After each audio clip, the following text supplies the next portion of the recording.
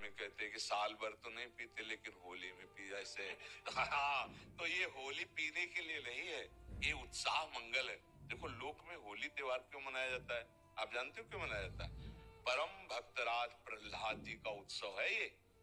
जब हिरण्यकश्यप की बहन होलिका ने देखा कि प्रहलाद जी किसी भी तरह से मर नहीं रहे और मेरा भाई निराश हो रहा है, तो उन्होंने हिरण्यकश्यप से कहा, भैया मैंने अग्नि की साधना करके एक शीतल पट प्राप्त किया है कि घोर अग्नि की ज्वाला में मैं बैठ जाऊंगी, मेरा रोम नहीं झुलसेगा और ये जलकर भस्म हो जाएगा, आपको चिंता नहीं करनी। तो ढेर सारी लकड़ियों का एक पहाड़ बनाया गया और उसमें गुफा जैसे में प्रहलाद जी को लेके बैठ गई।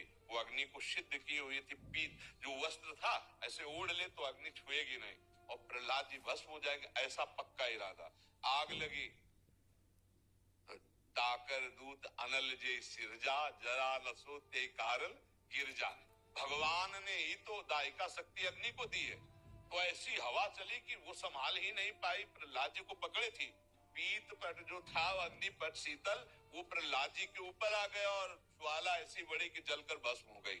होलिका जिसको प्रहलाद जी का बाल बांका ने, और सुबह जो कुछ प्रहलाद जी के पक्ष के भक्त थे कुछ दुष्ट भी थे, दोनों देखने के लिए कि देखें अब तो राख ही मिलेगी, तो वहां देखा सब राख था, प्रहलाद जी शांत भाव से नाम कीर्तन कर रहे हैं। तो सबने परिक्रमा की, आज भी की जाती है, होली की पूजा की और तिलक लगाया और वहीं कीर्तन किया। ये कीर्तन का उत्सव, आनंद उत्सव मनाया जाता है भक्त प्रहलाद। तो अब दुष्ट आनंद कैसे मनाएंगे, शराब पी के नाली में, और भक्त कैसे बनाएंगे, गुजिया रबड़ी रसगुल्ला खा करके नाम कीर्तन पद कीर्तन, एक दूसरे को रंग लगाना गले लगाना।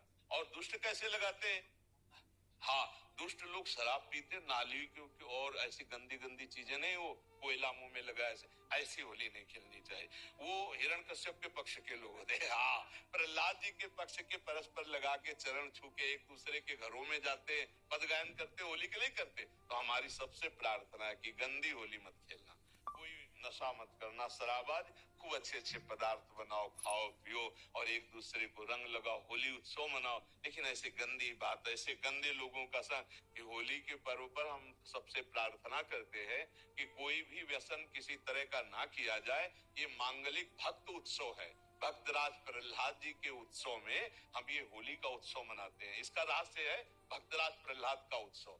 जैसे हम दीपावली मनाते हैं तो भगवान श्री राम जी विजय प्राप्त करके रावण से अयोध्या में आए, पधारे, दीपावली मनी ना, तो हमारे हर त्योहार का भगवान से संबंध है।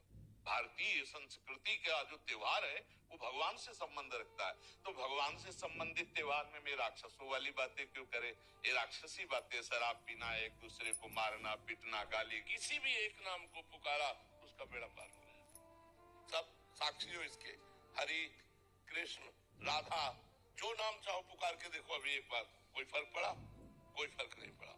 नाम जपते जपते जपते जपते जब निर्विकार स्थिति हो गई, हृदय द्रवित हो गया, हित सो होए अति दीन, अति दैन्यता में, प्रेम में, आर्त भाव में पुकारा बस हो गया, उसी समय भगवान का हृदय में प्रादुर्भाव। इसी के लिए जन्म जन्म अभ्यास किया जाता है। कई जन्मों से जब भजन होता चला आता है और वासनाएं नष्ट हो जाती है, हृदय निर्वासनिक दैन्य प्रीति से भरा हुआ, तब जो नाम निकलता है वो बात है। जैसे सियाराम हम भी बोले और सियाराम भरत जी भी बोलते थे, जब सियाराम बोलते थे पूरा चित्रकूट विकल हो जाता था, पत्थरों से भी रस द्रवित होने लगता था।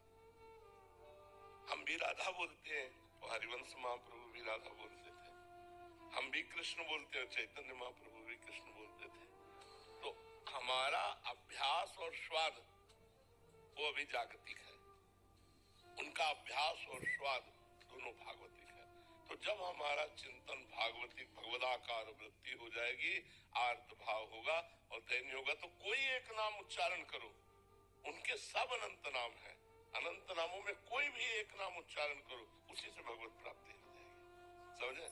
अगर दैन्य और प्रेम नहीं है, आप कोई भी नाम कहते तो उच्चारण करो किसी भी पापी पुरुष से, तत्काल उसके अंतःकरण की पवित्रता स्थित हो जानी चाहिए, चंचलता शांत हो जानी। कोई भी एक नाम हमें बताओ और किसी भी पुरुष को उच्चारण करो और उसी समय तत्काल उसको पवित्र हो जाना चाहिए, नहीं होगा। क्यों? क्योंकि बार बार जो हमारे अंदर दुर्वासना मम सदा परिकर्षयन्ति, जो दुर्वासना है, उसीलिए कहा गया है सातु दीर्घ काल निरंतर सत्कार सेवितो दृढ़ भूमि। पतंजलि योग में जब दीर्घ काल तक निरंतर आदर सहित नाम जप किया जाए तो वो दृढ़ भूमि हो जाता है। दृढ़ भूमि मतलब रोम रोम उसका पुलकित होकर अश्रु प्रवाह करते हुए फिर राम राम राम, फिर राधा राधा राधा, फिर और गहरा भाव, फिर एकदम तन्मय होकर जब पुकारा राधा